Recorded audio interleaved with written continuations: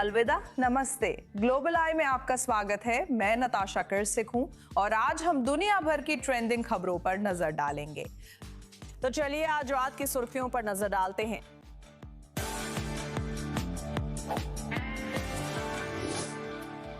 आगे आने वाले हिस्से में क्या तुर्की अभी भी पश्चिमी गठबंधन का एक मजबूत स्तंभ है या अपने सहयोगियों के साथ बढ़ते तनाव के बीच नाटो का यह दिग्गज अब एक बोझ जैसा दिखने लगा है? हम इसी पर चर्चा करेंगे।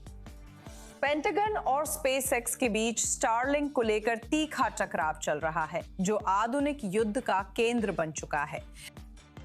साथ ही कनाडा भी असली ब्रेक्जिट जैसा दौर देख रहा है। अल्बर्टा प्रांत अब आधिकारिक रूप से 19 अक्टूबर को एक जनमत संग्रह की ओर बढ़ रहा है, जिसमें यह तय किया जाएगा कि उसे देश का हिस्सा बने रहना चाहिए या अलगाव पर भविष्य में मतदान की ओर बढ़ना चाहिए।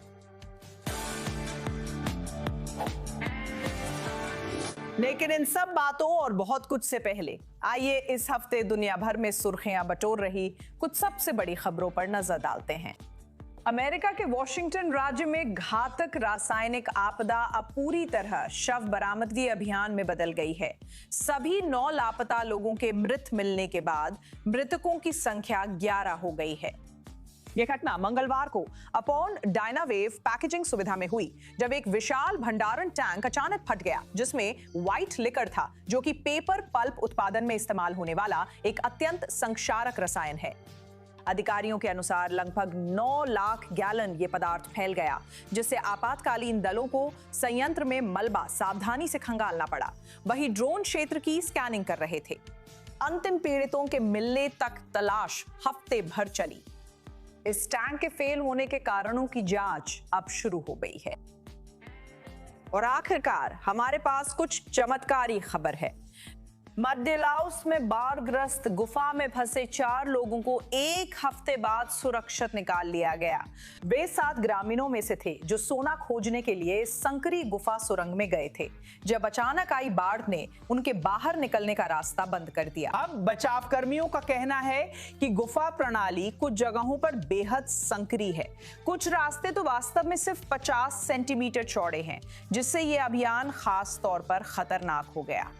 एक एक करके बचे हुए लोगों को स्ट्रेचर पर बाहर लाया गया, फॉयल कंबल में लपेटा गया और फिर उन्हें मेडिकल टेंट में ले जाया गया, जहां वीडियो में खुशियां, आंसू और बहुत सारी भावुक मुलाकातें देखी गईं। मध्य अफ्रीका में इबोला इतनी तेजी से फैल रहा है कि स्वास्थ्य अधिकारी भी उसे नहीं रोक पा रहे हैं और चेतावनी के संकेत और गंभीर हो रहे हैं। विश्व स्वास्थ्य संगठन के अनुसार इबोला की दुर्लभ किस्म पूर्वी कांगो के इतुरी प्रांत में फैल रही है, जहां 900 से अधिक संदिग्ध मामले और अब तक 200 से अधिक संदिग्ध मौतें दर्ज की गई हैं। विश्व स्वास्थ्य संगठन के निदेशक ने शनिवार को क्षेत्र का दौरा किया और ये कहा, मुझे लगता है इस खेल का नियम है एक साथ, और एकजुटता अब हमारी सबसे बड़ी ताकत है। डॉक्टर्स विदाउट बॉर्डर्स चेतावनी दे रहे हैं कि संक्रमण का स्तर और गति पहले की किसी भी इबोला महामारी से बिल्कुल अलग है। कई देशों ने यात्रा प्रतिबंध लगाए हैं, जिन पर विश्व स्वास्थ्य संगठन फिर से विचार करने की सलाह दे रहा है, क्योंकि इससे पारदर्शिता और महामारी नियंत्रण मुश्किल हो सकता है। और अब मेरे दोस्तों, हम शिखर पर पहुंच गए हैं।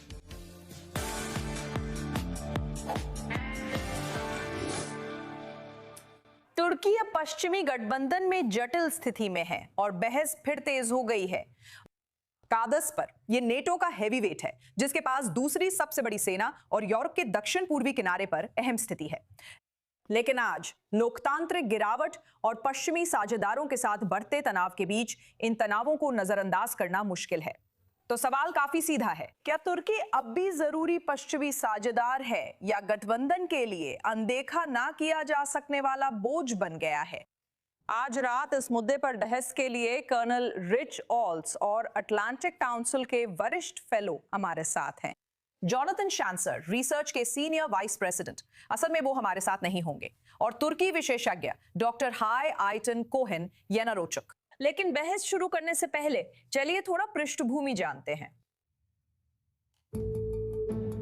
तुर्की ने लंबे समय से पश्चिमी सुरक्षा व्यवस्था में सबसे महत्वपूर्ण स्थानों में से एक रहा है। यह नाटो का सदस्य है। यह गठबंधन की दूसरी सबसे बड़ी सेना है और महाद्वीपों के चौराहे पर है। नेटो के लिए उसकी भौगोलिक स्थिति अहम है। तुर्की रूस के खिलाफ मुख्य सुरक्षा कवच, काला सागर का द्वारपाल और उस क्षेत्र की बड़ी सैन्य शक्ति है जहां पश्चिमी प्रभाव को चुनौती मिलती रहती है। लेकिन अंकारा पश्चिम के सबसे जटिल साझेदारों में से एक भी बनता जा रहा है। राष्ट्रपति एर्दोआन के नेतृत्व में तुर्की ने स्वतंत्र विदेश नीति अपनाई, मध्य पूर्व में अपनी क्षेत्रीय महत्वाकांक्षाएं बढ़ाईं, रक्षा उद्योग मजबूत किया और यूरोप या वॉशिंगटन के साथ हमेशा कदम मिलाकर चलने से इनकार किया। तुर्की के इजराइल पर तीखे बयान पश्चिमी राजधानियों में चिंता बढ़ा रहे हैं, खासकर जब इजराइल क्षेत्र में पश्चिम का करीबी साझेदार है। तुर्की में लोकतांत्रिक गिरावट से यूरोपीय सहयोगियों का विश्वास कम हुआ है, जो नाटो को सिर्फ सैन्य नहीं बल्कि लोकतांत्रिक मूल्यों का समुदाय मानते हैं। पश्चिम के लिए सवाल सिर्फ ये नहीं कि तुर्की एक मुश्किल साझेदार है, बल्कि ये है कि क्या तुर्की इतना अहम है कि उसे खोया न जाए, और क्या तुर्की एक अनिवार्य पश्चिमी साझेदार है या एक बोझ। अब हम 30 सेकंड की रैपिड फायर राउंड शुरू कर रहे हैं। सभी पैनलिस्टों को पहले सवाल का जवाब देने के लिए सिर्फ 30 सेकंड मिलेंगे और अच्छी खबर यह है कि जॉनथन शांसर हमारे साथ हैं। जॉनथन, जुड़ने के लिए धन्यवाद। तो पहला सवाल जिसका आप सभी को जवाब देना है वो ये है कि क्या तुर्की एक अनिवार्य पश्चिमी साझेदार है या फिर दिन ब दिन बोझ बनता जा रहा है। कर्नल रिचर्डसन, शुरू करें। आपके साथ और इस प्रतिष्ठित पैनल में होना अच्छा है। मुझे लगता है सवाल गलत है। ये साझेदारी या बोझ का सवाल नहीं होना चाहिए। यही असली द्वंद्व नहीं है। द्वंद्व फायदे और बोझ के बीच होगा। अगर आप रणनीतिक महत्व को G20 अर्थव्यवस्था, नाटो में दूसरी सबसे बड़ी सेना और सामान्य प्रणालीगत मेलजोल के संदर्भ में देखें, ये पूरी तरह मेल नहीं है, लेकिन सामान्य प्रणालीगत मेलजोल है, तो तुर्की निश्चित रूप से एक अनिवार्य साझेदार है। और अगर आप यूरोप की बात करें, जब आप पश्चिम की बात करते हैं, तो देखें कि Italy, Spain, United kingdom, Ukraine, Poland और अन्य क्या कर रहे हैं। वे तुर्की के करीब आ रहे हैं। इजराइल के साथ समस्याएं हैं जिन्हें सुलझाने के लिए अमेरिका को नेतृत्व दिखाना चाहिए। लेकिन इसमें कोई शक नहीं है कि हमें उन्हें गठबंधन में चाहिए और वे गठबंधन के लिए मजबूत समर्थन है। जॉनथन शांसर, आपकी राय क्या है? आपके पास 30 सेकंड है।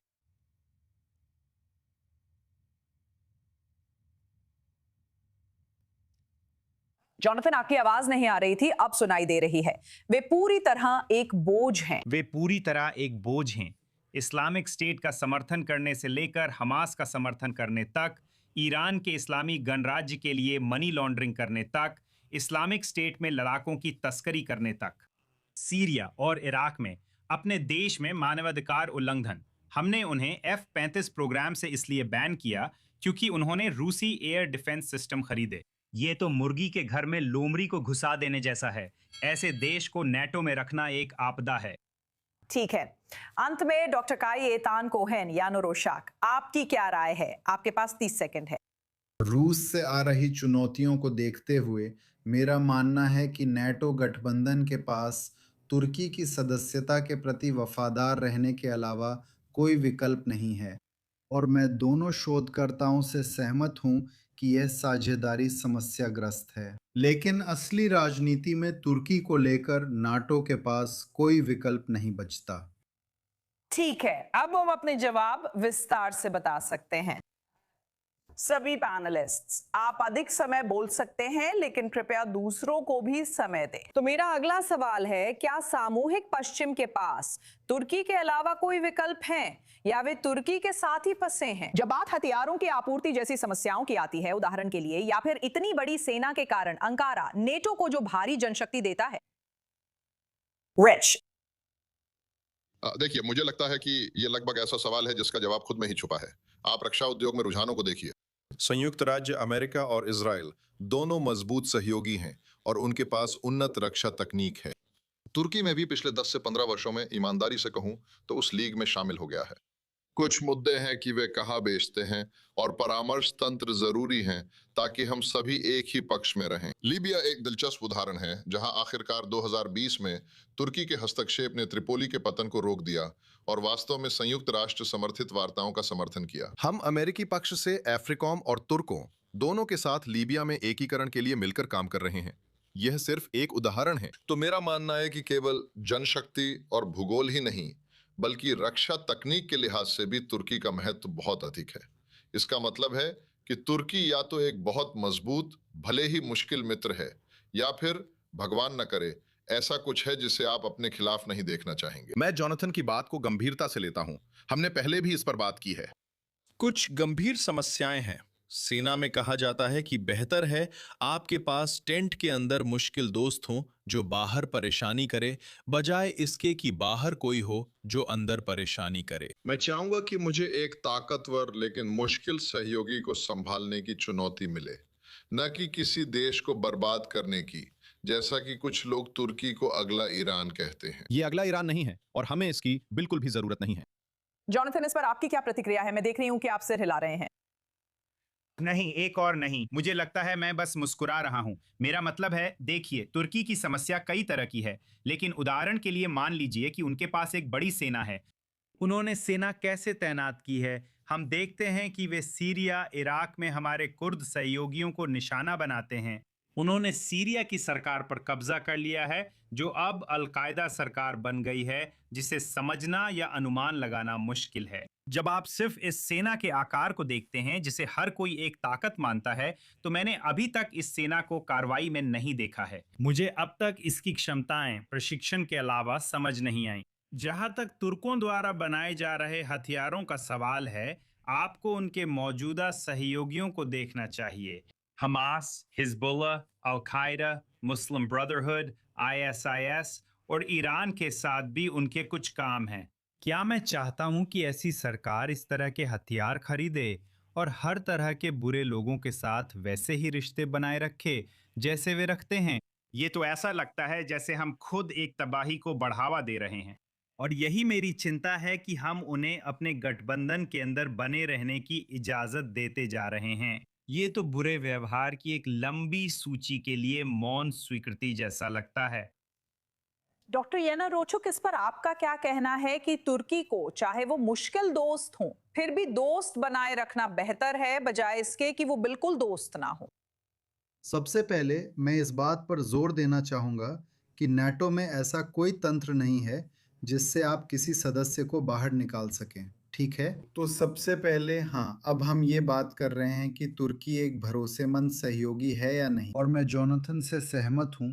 उदाहरण के लिए सीरिया में तुर्की की स्थिति और हमास के साथ उनके करीबी संबंधों के बारे में। लेकिन चलिए, हमें ठोस तथ्यों की भी बात करनी चाहिए। नेटो में ऐसा तंत्र नहीं है, इसलिए हम सिर्फ अनुमान लगा सकते हैं। और जब तक वो दिन नहीं आता जब यूरोपीय संघ कार्रवाई करे और अपनी खुद की सेना बनाए,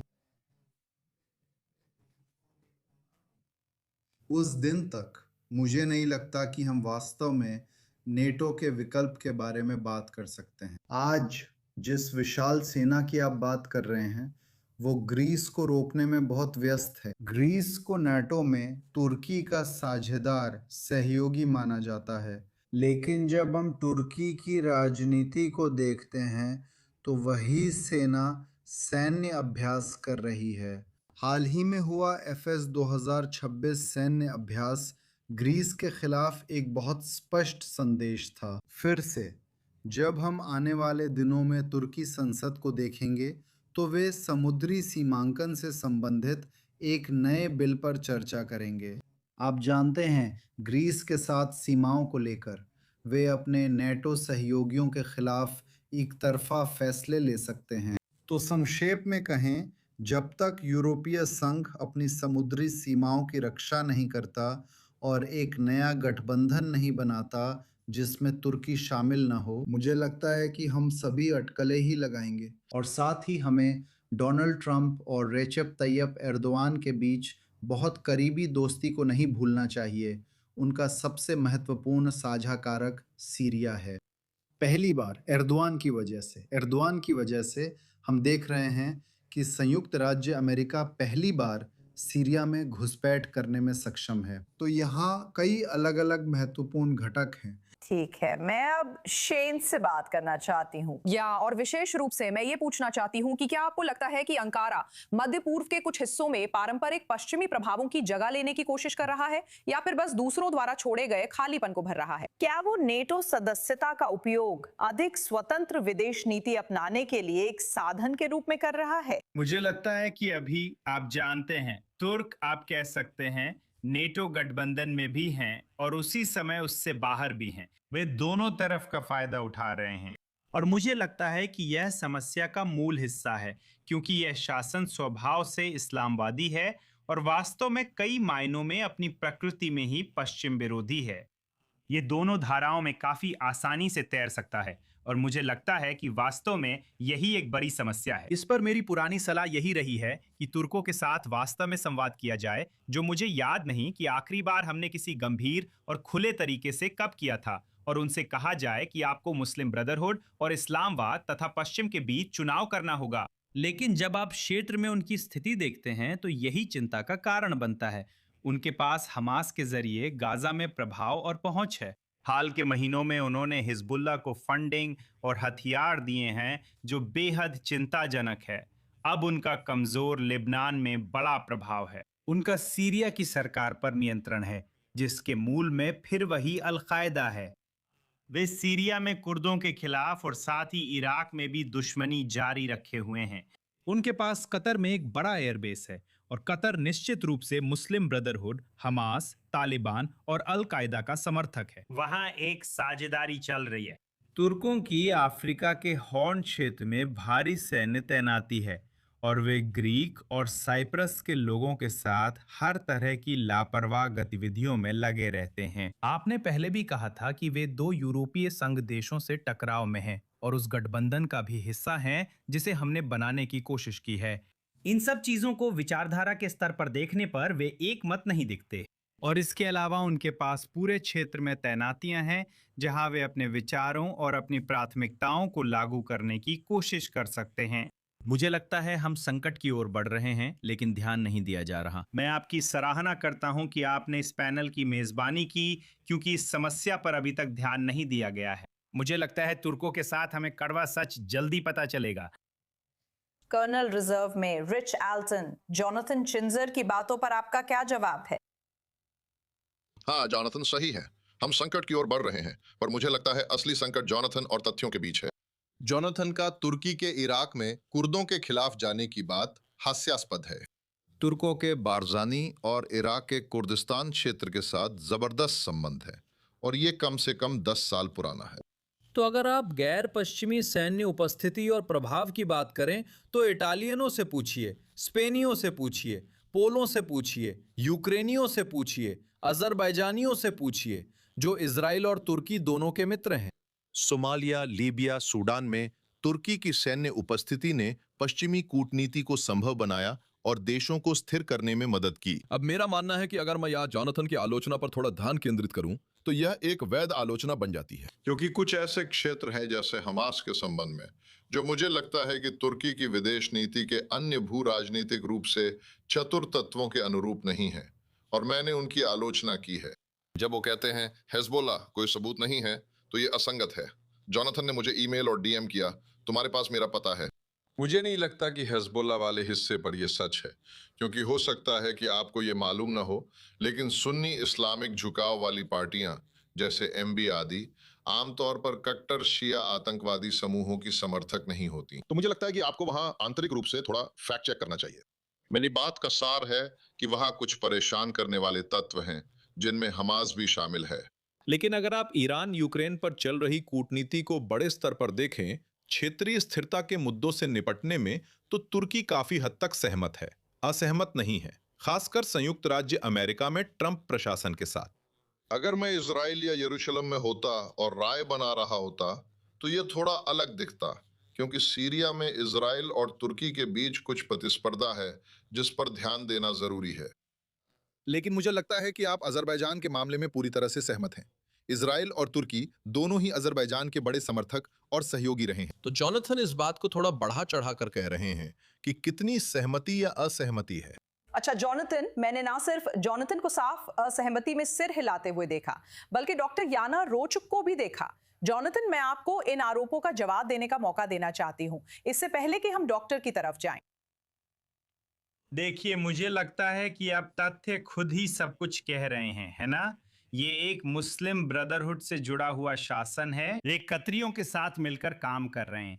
मुझे लगता है कि वे अभी उस खाली जगह को भरने की कोशिश कर रहे हैं जो इस्लामिक रिपब्लिक छोड़ रही है। और आप जानते हैं, इससे पहले कि हम ये बात करें कि सुन्नी इस्लामिस्ट शिया इस्लामिस्टों के साथ काम नहीं करते, 2012 से 2015 के बीच परमाणु गतिरोध के चरम पर तुर्कों ने इस्लामिक रिपब्लिक की ओर से जो 20 अरब डॉलर की मनी लॉन्ड्रिंग की, उस पर नजर डालिए। ये एक बड़ा बैंक था, तुर्की का दूसरा सबसे बड़ा सरकारी बैंक। इसका नाम हल्क बैंक है। इसे देखिए, रिच। आप पाएंगे कि इन दोनों सरकारों के बीच करीबी तालमेल था। दरअसल ईरानी लोग एर्दोगन शासन की जेबें भर रहे थे। मैं अभी अपनी बात पूरी नहीं कर पाया हूं, ठीक है? और अब जब आप देखना शुरू करते हैं कि उन्होंने क्षेत्र में किस तरह से तैनाती की है, तो ये अमेरिकी नेतृत्व वाले विश्व व्यवस्था के अनुरूप नहीं है। अगर आप अजरबैजान को एक सकारात्मक पहलू मानते हैं तो बात कीजिए। वो देश अभी ज्यादा प्रासंगिक नहीं है, खासकर जब हम लेवेंट और 7 मोर्चों वाले युद्ध की समग्र चिंताओं को देखते हैं। तुर्क लोग इस्लामी देशों की एक संयुक्त सेना को इजराइल और खाड़ी के उसके कुछ सहयोगियों के खिलाफ उठ खड़े होने का आह्वान कर रहे हैं। ये कोई अच्छी सरकार नहीं है जिसके साथ काम किया जाए। इजराइल की बात करें तो मैं अब डॉक्टर याना लुचाक से खास तौर पर यह जानना चाहती हूं कि इजराइल के खिलाफ बयानबाजी इस सब में कैसे शामिल होती है। जाहिर है, इजराइल लंबे समय से पश्चिमी देशों का एक मुख्य स्तंभ, एक मुख्य सहयोगी रहा है और हम सभी के लिए यह बहुत ही स्पष्ट है कि तुर्की को इजराइल बिल्कुल पसंद नहीं है। अक्टूबर 7 के बाद से दुर्भाग्यवश हमने सभी ने देखा कि तुर्की ने इजराइल को तुर्की के खिलाफ मुख्य राष्ट्रीय सुरक्षा खतरे के रूप में दिखाना शुरू कर दिया। और ये बहुत दुर्भाग्यपूर्ण है क्योंकि इजराइल की तुर्की की क्षेत्रीय अखंडता को लेकर कोई भी महत्वाकांक्षा नहीं है। लेकिन फिर भी हम रोज़ाना देख रहे हैं कि तुर्की नेतृत्व जानबूझकर व्यक्तिगत स्तर पर इजराइल के प्रधानमंत्री के खिलाफ और इजराइल के खिलाफ वैधता को नकारने का अभियान चला रहा है। और हम यह भी देख रहे हैं कि वे यह अभियान खुद राज्य और अन्य महत्वपूर्ण अधिकारियों के खिलाफ भी चला रहे हैं।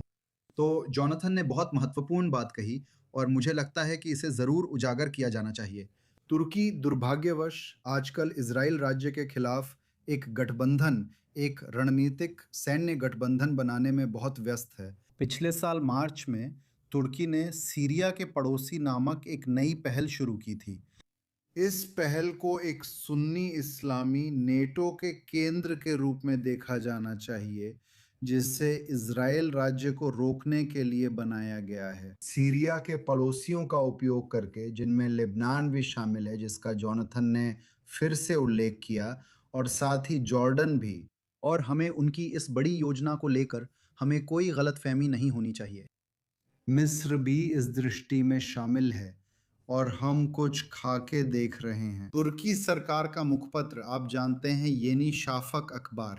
अगर आप उस अखबार को देखेंगे तो उसमें एक बहुत प्रसिद्ध लेख छपा था जिसका नाम था क्या होगा अगर इजराइल राज्य के खिलाफ एक मुस्लिम सेना बनाई जाए। कृपया इसे गूगल करें। और दुर्भाग्यवश 7 अक्टूबर के बाद हम इजराइल में दूसरे देशों की धमकियों को बहुत गंभीरता से लेते हैं। मेरा मतलब है 7 अक्टूबर के सबसे महत्वपूर्ण प्रभावों में से यह एक है। रिच, सुनी इस्लामिक नेटो, आप इसके बारे में क्या सोचते हैं? मैंने इजराइल में 4 साल बिताए जिसमें कुछ संवेदनशील कार्यक्रम शामिल थे जो क्षेत्रीय स्तर पर इजरायली सुरक्षा और अमेरिकी हितों की रक्षा करते थे। मैं इस क्षेत्र की स्थिरता को बहुत गंभीरता से लेता हूं। और संयुक्त राज्य अमेरिका के लिए निश्चित रूप से यह एक द्विदलीय प्राथमिकता है कि हम इजराइल की सुरक्षा सुनिश्चित करें, लेकिन यह भी एक द्विदलीय हित है कि हमारे पास एक स्थिर गठबंधन प्रणाली हो जो पूरे क्षेत्र में काम करे। और इसका मतलब है तुर्की, इसका मतलब है खाड़ी देश, इसका मतलब है इजराइल, और ये किसी के भी हित में नहीं है कि बात इस मुकाम तक पहुंच गई है। मैं बस ये कहना चाहता हूं, 7 अक्टूबर के बाद एक थोड़ा अलग समय था, लेकिन वह बहुत कम समय के लिए था। लेकिन एक ऐसा समय था जब इस मुद्दे पर तुर्की का रुख अलग था। तुर्कों की गजा को लेकर एक खास संवेदनशीलता है और गजा में आम नागरिकों की पीड़ा को लेकर उनकी एक अलग धारणा है। जैसे जैसे गाजा में युद्ध बढ़ा, मैं और अधिकांश अमेरिकी इजराइल के गाजा में हमास के खिलाफ कार्रवाई करने के अधिकार का समर्थन करते हैं। गजा में प्रभावी राजनीतिक रणनीति की कमी ने इजराइल की स्थिति कमजोर कर दी, यहां तक कि उन देशों के साथ भी जो अब्राहम समझौतों में शामिल होने पर विचार कर रहे थे, और तुर्की जैसे देश के साथ भी। करीब 1 महीने में उन्होंने अपना रुख बदल लिया। शानजर, मैं आपको जल्दी से जवाब देने का मौका देना चाहती हूं क्योंकि हम थोड़ी ही देर में एक कमर्शियल ब्रेक के लिए जा रहे हैं।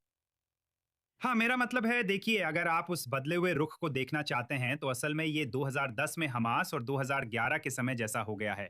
इसी समय हमने देखा कि रेसेप ताइयप एर्दोआन, तुर्की के तानाशाह, ने हमास को अपनाना शुरू किया। यही वो समय था जब उन्होंने वरिष्ठ नेताओं को देश के अंदर काम करने की अनुमति दी ताकि इस्तांबुल को मूल रूप से एक वित्तीय केंद्र के रूप में इस्तेमाल किया जा सके, जिससे हमास के लिए पैसे भेजे जा सकें। हमास के शीर्ष नेता वहां थे जिन्हें तुर्की सरकार ने उनका खास मेहमानों की तरह स्वागत किया। वहां से हथियारों को भी भेजा गया है, साथ ही साजिशें भी रची गई हैं। ठीक है, दुर्भाग्यवश हमें अब इसे यहीं समाप्त करना होगा। मैं हमारे सभी पैनलिस्ट्स का बहुत बहुत धन्यवाद करना चाहूंगी। ये बहुत ही रोचक बातचीत थी।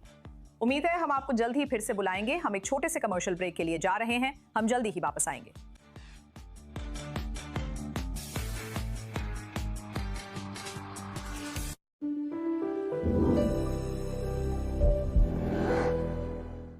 It's just something that you're gonna have to feel for yourself.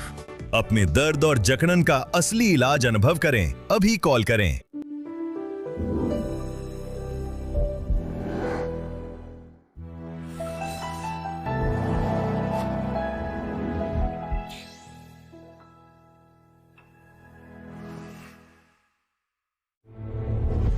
पाँच 1000 सालों का इतिहास, और चाहे किसी ने भी हमें खत्म करने की कोशिश की हो, हम हमेशा जिंदा रहे हैं और फलते फूलते रहे हैं। हर हफ्ते हम आपको दुनिया भर से यहूदी समुदाय की ताजा खबरें लाएंगे। अच्छी, बुरी, बदसूरत और शानदार खबरें। हर सोमवार यहूदी वर्ल्ड वीकली से जुड़िए।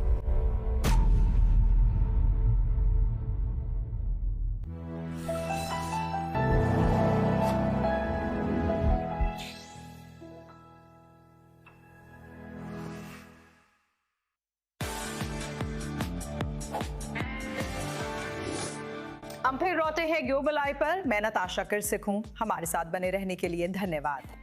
अब इजराइल ने दक्षिणी लेबनान के प्रतीकात्मक और रणनीतिक ब्यूफर्ट किले पर कब्जा कर लिया है। यह तब हो रहा है जब उसका जमीनी हमला उस इलाके में और भीतर तक बढ़ रहा है जिसे लंबे समय से हिजबुल्लाह से जोड़ा जाता है। यह मध्यकालीन किला लितानी घाटी के ऊपर ऊंचाई पर है और दशकों से लड़ाई का केंद्र रहा है, क्योंकि यह दक्षिणी लेबनान और उत्तरी इजराइल पर नजर रखने की रणनीतिक बढ़त देता है। ये तब हो रहा है जब हिजबुल्लाह लगातार रॉकेट दाग रहा है। ये हमारे नेतृत्व की नीति में एक बड़ा बदलाव और मील का पत्थर है। हमने डर की दीवार तोड़ दी है। हम पहल कर रहे हैं। हम सीरिया, गाजा और लेबनान में हर मोर्चे पर कार्रवाई कर रहे हैं। हमने अपने समुदायों की सुरक्षा के लिए सीमाओं से बाहर सुरक्षा क्षेत्र बनाए हैं। ये ऐसे समय हो रहा है जब हिजबुल्लाह हाल के दिनों में काफी बढ़ी हुई तीव्रता के साथ इजराइल पर रॉकेट और ड्रोन दाग रहा है। दक्षिण अमेरिका में कोलंबिया के लोग एक अहम राष्ट्रपति चुनाव में मतदान करने जा रहे हैं, जो एक बड़े सवाल पर जनमत संग्रह जैसा है: शांति या दबाव। ऐतिहासिक फार्क शांति समझौते के 10 साल बाद वो हिंसा जिसे खत्म करने के लिए यह समझौता किया गया था फिर से भड़क उठी है। ड्रोन हमलों, सशस्त्र हमलों और यहां तक कि चुनाव प्रचार के दौरान एक राजनीतिक हत्या के साथ। अब मतदाता पूरी तरह अलग रास्तों का चुनाव कर रहे हैं। एक प्रमुख उम्मीदवार राष्ट्रपति पेट्रो की टोटल पीस रणनीति को और मजबूत करना चाहते हैं, जिसमें सशस्त्र समूहों के साथ बातचीत करने की कोशिश की जाएगी, लेकिन उनके प्रतिद्वंदी कहते हैं कि यह तरीका असफल रहा है और वे एल साल्वाडोर की तरह सख्त कार्रवाई की मांग कर रहे हैं। यूक्रेन के लिए भेजा गया रूसी ड्रोन एक खतरनाक नई हद पार करते हुए नाटो क्षेत्र के अंदर रोमानिया की एक अपार्टमेंट बिल्डिंग से टकराया, जिससे 2 लोग घायल हुए। अधिकारियों ने बताया कि ड्रोन को रात भर रियल टाइम में ट्रैक किया गया। वो रोमानिया के हवाई क्षेत्र में घुसा और गालात्सी में एक इमारत से टकराकर आग लगाई, जिससे लोगों को बाहर निकालना पड़ा। रोमानिया ने फाइटर जेट्स भेजे, पर टकराव से पहले कोई कदम नहीं उठाया। बुखारेस्ट ने इसे गंभीर उल्लंघन बताया और एक रूसी राजनयिक को निकाल दिया। नेटो अपनी पूर्वी सीमा पर सतर्क है और सहयोगी क्षेत्र की पूरी सुरक्षा का दावा कर रहा है। हम सिर्फ ये नहीं कह सकते कि हम नेटो सदस्य देश हैं। हमें और निवेश की जरूरत नहीं। खतरों के लिए तैयार रहे। रोमानिया और यूरोप सही कदम उठा रहे हैं। मॉस्को जिम्मेदारी से इनकार कर रहा है। व्लादिमीर पुतिन ड्रोन की उत्पत्ति स्पष्ट नहीं मानते और निष्पक्ष जांच की मांग कर रहे हैं। लेकिन सीमा पर स्थित नेटो सदस्य देशों के लिए यह एक और याद दिलाने वाली बात है कि यूक्रेन में युद्ध अब सीमित नहीं रह गया है, यह खुद गठबंधन को छूने लगा है। कुछ बड़े कलाकार अमेरिका की 250वीं वर्षगांठ के प्रमुख महोत्सव से हट रहे हैं क्योंकि उनका कहना है कि उन्हें कार्यक्रम के असली उद्देश्य के बारे में गुमराह किया गया। Freedom 250 great American state fair, जो इस गर्मी जून से वॉशिंगटन के नेशनल मॉल में होने वाला है, गैर पक्षपाती उत्सव के रूप में प्रस्तुत किया गया था। अब कलाकारों जैसे कॉमोडोर्स, ब्रेट माइकल्स और मार्टिना मैकब्राइड ने पीछे हटने का फैसला किया है क्योंकि सहमति देते समय उन्हें राजनीतिक संबंध स्पष्ट नहीं थे। इसका कारण है कि इसे ट्रंप प्रशासन ने पिछले साल शुरू किया था और राष्ट्रपति ने इसके सीईओ नियुक्त किए थे। राष्ट्रपति अब इन पीछे हटे लोगों को तीसरे दर्जे का कह रहे हैं और उसी समय और उसी जगह रैली करने का सोच रहे हैं। अब आइए इस हफ्ते के कुछ प्रमुख अंतर्राष्ट्रीय खबरों पर ध्यान दें जो शायद आपने मिस कर दी हों।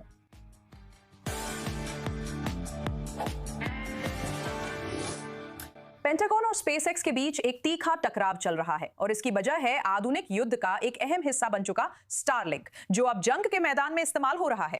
ईरान संघर्ष के दौरान अमेरिकी अधिकारी एलन मस्क के सैटेलाइट नेटवर्क पर निर्भर थे, जिससे संचार और ड्रोन ऑपरेशन संचालित हो रहे थे। अब इसकी कीमत को लेकर नई लड़ाई शुरू हो गई है। स्पेसएक्स के अनुसार सेना हर टर्मिनल के लिए लगभग $5,000 देती है, जबकि कंपनी का कहना है कि सेवा की असली लागत करीब $25,000 प्रति माह है।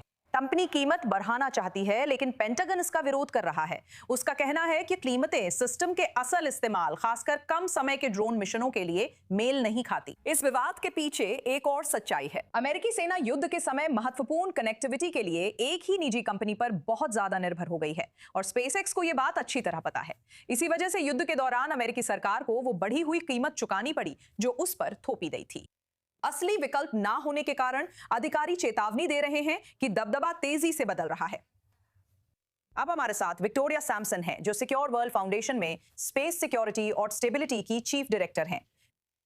ठीक है, सबसे पहले, क्या ये मूल रूप से एक मूल्य निर्धारण विवाद है या ये इस बात का संकेत है कि पेंटागन स्पेसएक्स पर इस तरह से संरचनात्मक रूप से निर्भर हो गया है जिससे वो आसानी से बाहर नहीं निकल सकता? मुझे लगता है कि दोनों ही कारण हैं। मूल्य निर्धारण विवाद भी एक वजह है, लेकिन फिलहाल स्टारलिंक का कोई विकल्प नहीं है।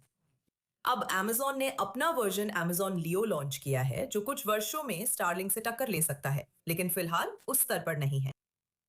अगर एक व्यावसायिक कंपनी युद्ध के बीच में ही महत्वपूर्ण युद्धकालीन इंफ्रास्ट्रक्चर की कीमत बदल सकती है, तो इसका सैन्य अभियानों पर क्या असर पड़ेगा? जाहिर है, हमने अभी अभी ऐसा होते देखा है।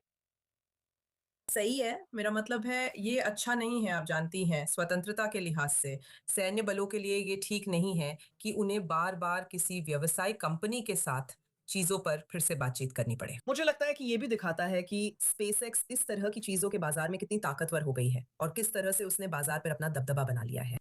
साथ ही सेना इनकार भी कर सकती थी, उन्हें जरूरी नहीं था मानना। स्पेसएक्स का कहना है कि वे स्टारस्ट्रीम सब्सक्रिप्शन के लिए एविएशन टियर इस्तेमाल कर रहे थे।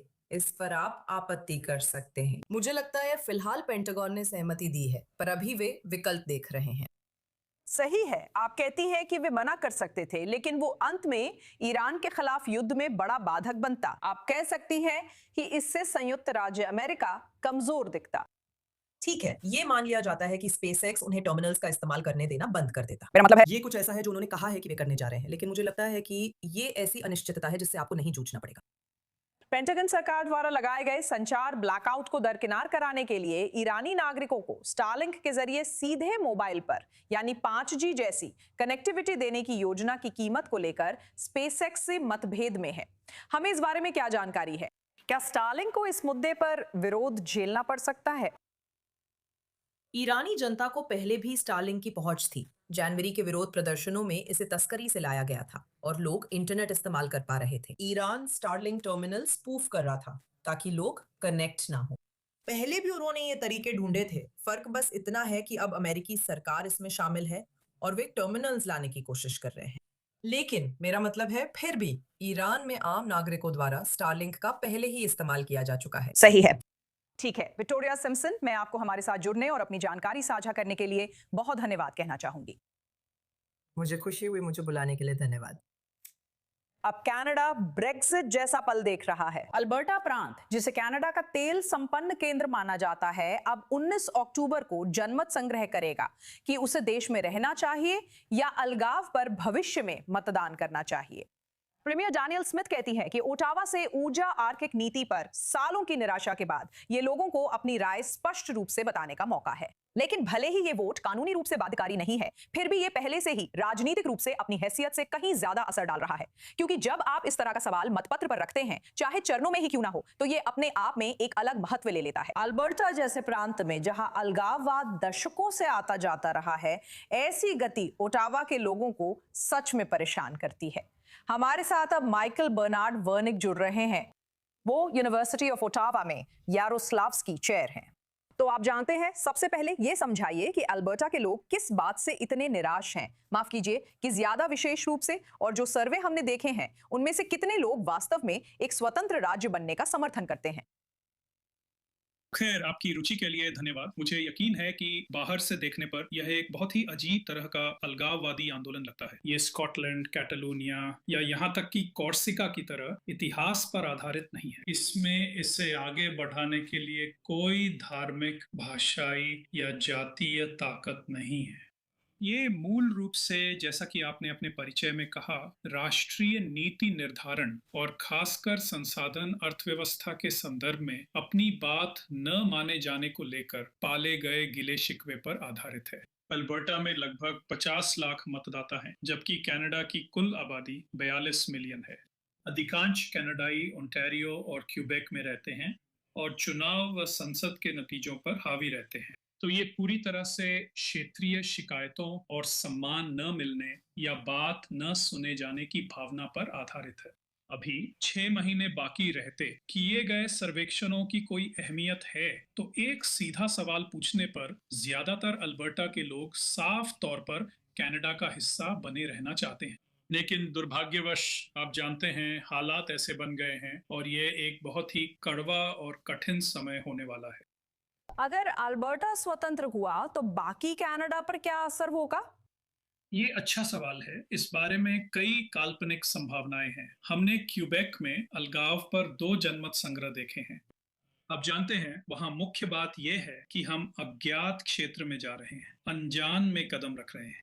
क्यूबेक की एक खास पहचान है क्योंकि वहां फ्रेंच भाषा बोली जाती है। ये स्पष्ट नहीं है कि चारों तरफ से घिरे अल्बर्टा के पास क्या विकल्प हैं। आप जानते हैं, संसाधन आधारित अर्थव्यवस्था के लिए घिरा होना ठीक नहीं। मुझे लगता है कि जो लोग ऐसी अटकलें लगाते हैं, मानते हैं कि अलग अल्बर्टा व्यवहारिक नहीं है और अंततः उसे अमेरिका निगल लेगा। कनाडा के बाकी हिस्सों का क्या होगा, ये एक बड़ा अनजान सवाल है। आपके अनुसार कनाडा में अलगाव पर गैर बाध्यकारी जनमत संग्रह को सामान्य बनाना कितना जोखिमपूर्ण है? देखिए, हर प्रांत को जनमत संग्रह कराने का अधिकार है। ये अन्य मुद्दों पर, जैसे मतदान प्रणाली में बदलाव वगैरह पर काफी आम है।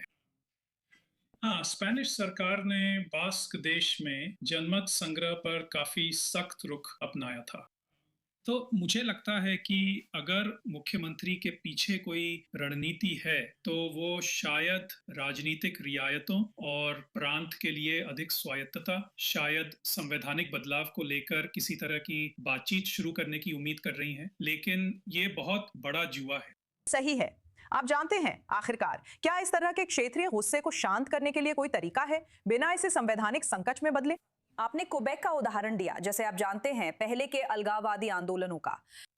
ठीक है, पहली बात तो यह है कि सवाल यह है कि क्या आप कनाडा का हिस्सा बनना चाहते हैं। हमने क्वेबेक में 2 अलग-अलग जनमत संग्रहों में 2 पीढ़ियों के अंतराल में यह पाया कि क्वेबेक के अलगाववादी, जो बहुत सक्षम राजनेता थे, उन्हें क्वेबेक के संघवादियों ने हरा दिया। आप जानते हैं, बहुत प्रसिद्ध लोग जिन्हें आपके कुछ दर्शक जानते होंगे। मुझे लगता है कि ये बहस अल्बर्टा में ही होनी चाहिए और अल्बर्टा के वे पीपल जो संघवादी हैं या यूनियनिस्ट हैं या कनाडा का हिस्सा बने रहने और कनाडा के भीतर ही चीजों को सुलझाने के लिए मजबूत आवाज हैं, उन्हें आगे आना होगा। ठीक है माइकल, हमारे साथ जुड़ने के लिए आपका बहुत बहुत धन्यवाद। ये देखना वाकई बहुत दिलचस्प होगा कि अक्टूबर में ये वोटिंग कैसे होती है और इसका कनाडा के भविष्य पर क्या असर पड़ेगा। मुझे यकीन है कि आने वाले महीनों में हमारे पास बात करने के लिए बहुत कुछ होगा। आपकी रुचि के लिए धन्यवाद। ठीक है, अब हम एक बहुत ही बड़ी घटना की ओर बढ़ रहे हैं। ये दिन राष्ट्रीय गर्व का दिन होना चाहिए था जब पेरिस सेंट जर्मन ने लगातार दूसरे साल चैंपियंस लीग की जीत हासिल की थी। फिर भी पेरिस की सड़कों पर सैकड़ों दंगाइयों ने तबाही मचाई, सिर्फ जश्न मनाने के बजाय। हमारी होस्ट और संवाददाता एमिली फ्रांसिस ये कहानी लाई है। ये पेरिस सेंट जर्मन की इंग्लैंड की आर्सेनल पर चैंपियंस लीग जीत का जश्न होना चाहिए था। इसके बजाय ये सड़कों पर पूरी तरह से अफरा तफरी का माहौल बन गया। सैकड़ों दंगारोधी पुलिस को इन गुंडों को काबू करने के लिए बुलाना पड़ा, लेकिन उन पर फ्लेयर्स और प्रोजेक्टाइल से हमला किया गया। दिन में वे कुछ गिरफ्तारियां करने में सफल रहे, लेकिन हिंसा देर रात तक जारी रही और भीड़ को तितर बितर करने के लिए पुलिस को आंसू गैस का इस्तेमाल करना पड़ा और अंत में लगभग 400 लोगों को गिरफ्तार किया गया।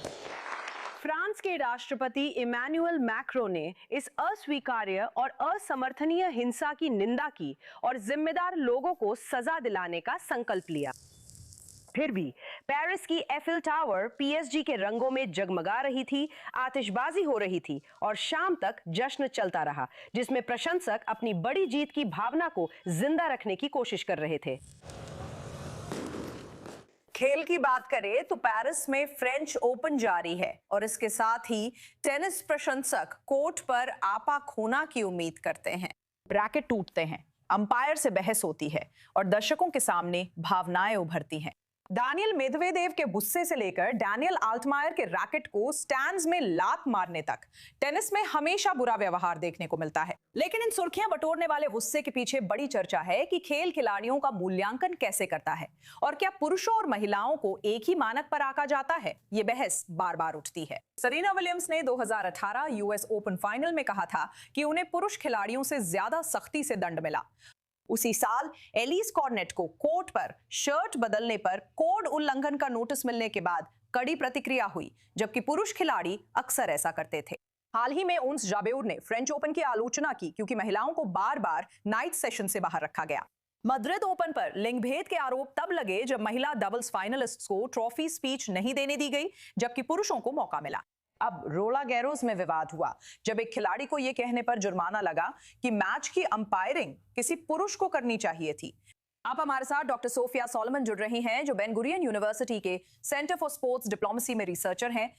क्या टेनिस में कोर्ट पर गुस्सा दिखाने पर पुरुषों और महिलाओं को सजा देने और उनके व्यवहार को जिस तरह पेश किया जाता है उसमें अब भी दोहरा मापदंड है? बिल्कुल, और ये सिर्फ टेनिस में ही नहीं है। मेरा मतलब है ये आपके पिछले मुद्दे से भी जुड़ता है, जहां किसी वजह से पुरुषों को ज्यादा हिंसक या गुस्से में प्रतिक्रिया दिखाने की इजाजत मिल जाती है, लेकिन महिलाएं ऐसा बिल्कुल नहीं कर सकती। सच कहूं तो जब हम लैंगिक पक्षपात और नारीवादी संघर्ष के बारे में सोचते हैं तो ये और भी बेतुका लगता है।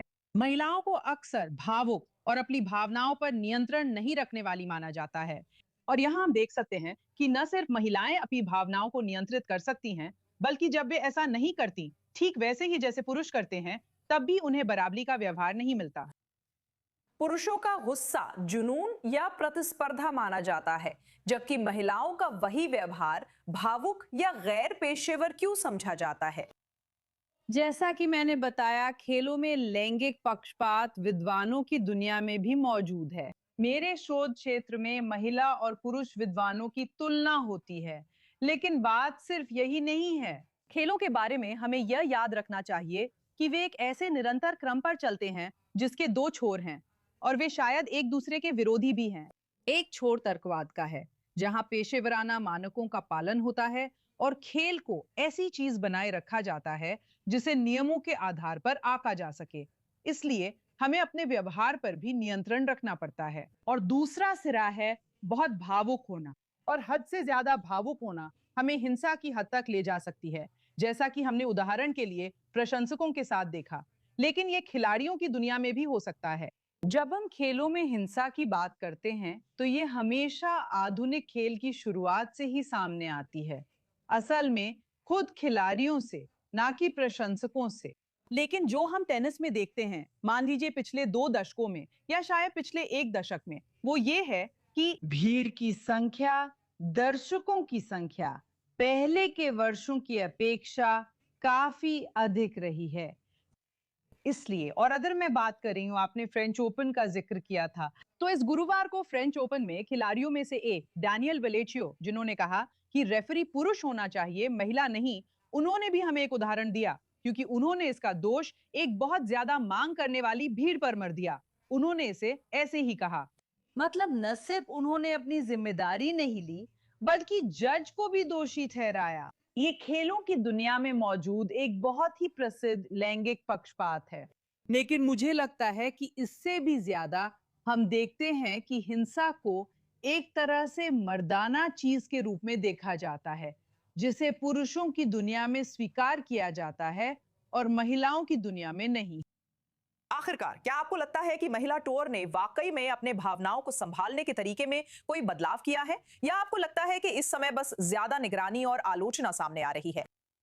बिल्कुल सही। मुझे लगता है कि आखिरी बात ज्यादा सही है, क्योंकि हम सभी के पास भावनाएं होती हैं। मेरा मतलब है, इससे फर्क नहीं पड़ता। ये असल में जेंडर का सवाल नहीं है। सभी इंसानों के पास भावनाएं होती हैं। कुछ लोग इसे हद से ज्यादा ले जाते हैं। राजनीतिक हिंसा की विद्वान के रूप में मैं आपको बता सकती हूँ कि इसका सच में कोई फर्क नहीं पड़ता। ये जेंडरलेस है। हिंसा कई तरह के रूपों में सामने आ सकती है। अब दर्शकों की संख्या बड़ी है और खिलाड़ियों से उम्मीदें भी, तो हाँ, और खिलाड़ियों से अधिक प्रतिस्पर्धी होने की उम्मीद की जाती है। आप जानती हैं, जब हम सोचते हैं तो रॉक कॉन्सर्ट्स में हम म्यूजिशियन से नाराज नहीं होते अगर वो गिटार स्टेज पर तोड़ दे, लेकिन खेल में हमारी उम्मीदें अलग होती हैं, क्योंकि खेल को भी निष्पक्ष खेल के सिद्धांत को ध्यान में रखना होता है। कोई भी चीज जो खेल को पक्षपाती बनाए और नियमों में न हो, वो खेल में बाधा बन सकती है। और मुझे लगता है कि हाल के वर्षों में हम देख रहे हैं कि जो एक घटक और भी ज्यादा स्पष्ट होता जा रहा है, वो है दर्शकों की भूमिका। और चूंकि ये बड़ा होता जा रहा है, खिलाड़ियों पर बेहतर प्रदर्शन करने का और ज्यादा दबाव है, ताकि वे बेहतर आंकड़े हासिल कर सकें और ऊंचे स्थान पर अपनी जगह बना सकें। ये अचानक सेलिब्रिटी बनने का सवाल भी है। अचानक आप सिर्फ कुछ हजार दर्शकों के सामने नहीं खेल रहे हैं, बल्कि आपको सोशल मीडिया पर दुनिया भर के लाखों दर्शकों के सामने देखा जा रहा है। तो मुझे लगता है कि बात खिलाड़ियों पर डाले गए दबाव की है, लेकिन शायद महिलाएं भी अब खुद को ज्यादा सहज रहने दे रही हैं। मुझे नहीं लगता कि ये आलोचना का कारण है, लेकिन शायद अब लिंगों के बीच तुलना हो रही है। ठीक है, मैं आपको हमारे साथ जुड़ने के लिए बहुत धन्यवाद देना चाहूंगी। आपकी राय सुनना बहुत दिलचस्प रहा, डॉक्टर सोलोमन। मुझे बुलाने के लिए धन्यवाद। बाहर बहुत गर्मी है। यूरोप इस महीने भीषण गर्मी से जूझ रहा है और लोग ठंडा व सुरक्षित रहने के उपाय ढूंढ रहे हैं, क्योंकि कई देशों में रिकॉर्ड तापमान दर्ज हुआ है। हमारी समांथा कोहेन के पास और जानकारी है। यूरोप भर के सभी देश ऐसी गर्मी का अनुभव कर रहे हैं जैसी उन्होंने पहले कभी नहीं की थी। लंदन में मई महीने के लिए रिकॉर्ड टूट गया, जब लंदन के क्यू गार्डन में तापमान 34 डिग्री सेल्सियस या 94 डिग्री फ़ारेनहाइट दर्ज किया गया। ऑक्सेर, फ्रांस के पास तापमान 37 डिग्री सेल्सियस या 99 डिग्री फ़ारेनहाइट तक पहुंच गया। तेज गर्मी से राहत के लिए लोग अलग अलग जगह जा रहे हैं, लेकिन रिकॉर्ड तोड़ गर्मी से सभी परेशान नहीं हैं। मुझे लगता है गर्मी की शुरुआत के लिए ये शानदार है, और हम पहले से ही गर्मी के मौसम में हैं।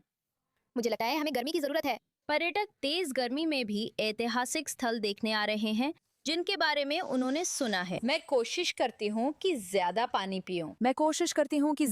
पीऊं। हाइड्रेटेड रहूं और छांव में रहूं। मुझे उम्मीद नहीं थी, पहली बार यहाँ आई हूँ। लोग कहते हैं यहाँ ठंड रहती है। यहाँ बादल और बारिश होती है, लेकिन मेरे दिन यहाँ शानदार रहे। लेकिन खैर, मुझे गर्मी पसंद है, मुझे धूप में चलना अच्छा लगता है, तो मैं खुश हूँ। मैं बहुत हैरान हूँ। ये अविश्वसनीय है, सच में। बाकी लोग उतने उत्साहित नहीं हैं। मुझे लगता है हर साल हम जल्दी ज्यादा देर तक परेशान रहते हैं और जैसे तैसे निपटते हैं। यूरोप में हीट डोम के कारण तेज गर्मी है।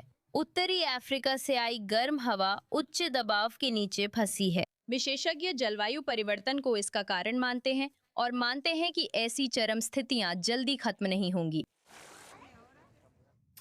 अब हम अर्थव्यवस्था की ओर बढ़ रहे हैं। जैसे जैसे साइबर धोखाधड़ी तेज, स्मार्ट और रोकना मुश्किल होती जा रही है, दक्षिण अफ्रीका के वैज्ञानिक एक बिल्कुल अलग तरह की सुरक्षा पर काम कर रहे हैं, जो इंटरनेट के भविष्य की रक्षा के लिए क्वांटम भौतिकी। विटवाटरस्रैंड विश्वविद्यालय जोहान्सबर्ग में छात्र एक लेक्चर से दूसरे लेक्चर में जा रहे हैं। वहीं भौतिकी विभाग के शोधकर्ता डेटा दुनिया भर में कैसे चलता है, इसे बदल सकने वाली तकनीक पर काम कर रहे हैं। एक अंधेरी लैब में प्रोफेसर एंड्रयू फोर्ब्स और उनकी टीम लेजर और ऑप्टिकल उपकरणों के साथ क्वांटम संचार के प्रयोग कर रहे हैं, जिसमें कणों का व्यवहार डेटा ट्रांसफर को सुरक्षित बनाता है। लक्ष्य सिर्फ आज की प्रणालियों को तेज बनाना नहीं है, बल्कि ऐसे नेटवर्क बनाना है जहां किसी भी हस्तक्षेप को उसी क्षण पहचाना जा सके जब वह होता है। जब मैं 2 क्वांटम कण बनाता हूं और वे अलग अलग दिशाओं में जाते हैं, अगर कोई एक कण के साथ कुछ करता है तो उसका असर दूसरे कण पर भी दिखता है। तो जब मैं देखता हूँ कि कोई हस्तक्षेप कर रहा है तो मैं तुरंत कनेक्शन बंद कर देता हूँ। क्वांटम दुनिया में जो भी जासूसी करने की कोशिश करता है वो हमेशा उस चीज़ को बदल देता है जिसे वो पकड़ने की कोशिश कर रहा है। वे कनेक्शन तोड़ सकते हैं लेकिन जानकारी नहीं ले सकते। फोर्ब्स की टीम मौजूदा फाइबर नेटवर्क्स की क्षमता बढ़ाने पर काम कर रही है, जिसमें अधिक डेटा के लिए प्रकाश के कई पैटर्न इस्तेमाल हो रहे हैं। यह शोध ऐसे समय आया है जब दुनिया तत्काल डिजिटल भुगतान, सीमा पार लेन-देन और ऑनलाइन वित्तीय प्रणालियों पर निर्भर हो रही है। केप टाउन में स्टार्टअप ऑर्का फ्रॉड भुगतान की निगरानी कर संदिग्ध व्यवहार को वास्तविक समय में चिन्हित कर रहा है। इनकी टीमें डेटा विश्लेषण, मशीन लर्निंग और व्यावहारिक संकेतों से तुरंत धोखाधड़ी पकड़ती हैं, जबकि सिस्टम हर महीने अरबों डॉलर के लेन-देन की निगरानी करता है। साइबर धोखाधड़ी अब पहले से ज्यादा गंभीर है। अब हम देख रहे हैं कि धोखाधड़ी पहले से कहीं ज्यादा तेजी से सीमाओं के पार फैल रही है, खासकर उन त्वरित भुगतान विधियों पर जो तुरंत पैसे ट्रांसफर करती हैं। एआई के बढ़ने के साथ ही धोखाधड़ी भी बदल रही है। तो अब धोखेबाजों के पास दुनिया के सबसे बेहतरीन टूल्स हैं, जिनसे वे पहले से कहीं अधिक माध्यमों से हम पर हमला कर सकते हैं और अपने तौर तरीके बदल सकते हैं। अभी ऑर्का जैसी कंपनियां हमलों को जल्दी पकड़कर नुकसान रोकने पर ध्यान दे रही हैं, जबकि जोहान्सबर्ग का काम और अधिक महत्वाकांक्षी भविष्य की ओर इशारा करता है। एक ऐसा भविष्य जहां खुद इंटरनेट को इस तरह बनाया जाएगा कि कुछ खतरों को पहले ही उजागर किया जा सके, इससे पहले की जानकारी चुराई जा सके।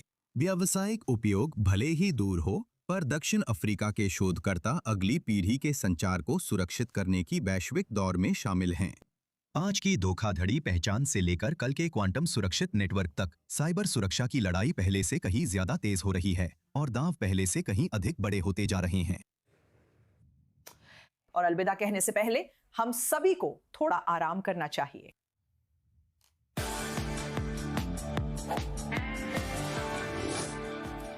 अगर युद्ध और राजनीति की खबरों से राहत चाहिए तो ये मदद कर सकता है। पिछले कुछ हफ्तों में पूर्वोत्तर चीन के एक प्रजनन केंद्र में 30 से अधिक संकटग्रस्त साइबेरियन बाघ के शावकों का जन्म हुआ, जिससे संरक्षणवादियों को दुर्लभ अच्छी खबर मिली। इन शावकों को गर्म इंक्यूबेटर में रखा और 24 घंटे बोतल से दूध पिलाया जाता है। इनकी कड़ी निगरानी होती है क्योंकि ये जीवन के नाजुक चरण में है। अब साइबेरियन बाघ सबसे संकटग्रस्त जानवरों में है, जिनकी जंगल में सिर्फ एक छोटी सी आबादी रूस के कुछ हिस्सों और पूर्वोत्तर चीन में बची है। अधिकारियों के अनुसार 1980 के दशक में 8 बाघों से शुरू प्रजनन केंद्र ने अब तक 1100 से ज्यादा बाघ पाले हैं। मुझे कहना पड़ेगा, ये बहुत प्यारे हैं। ठीक है दोस्तों, ग्लोबल आई के लिए आज इतना ही। मैं नताशा कर चुकूं, अगले हफ्ते मिलेंगे। धन्यवाद।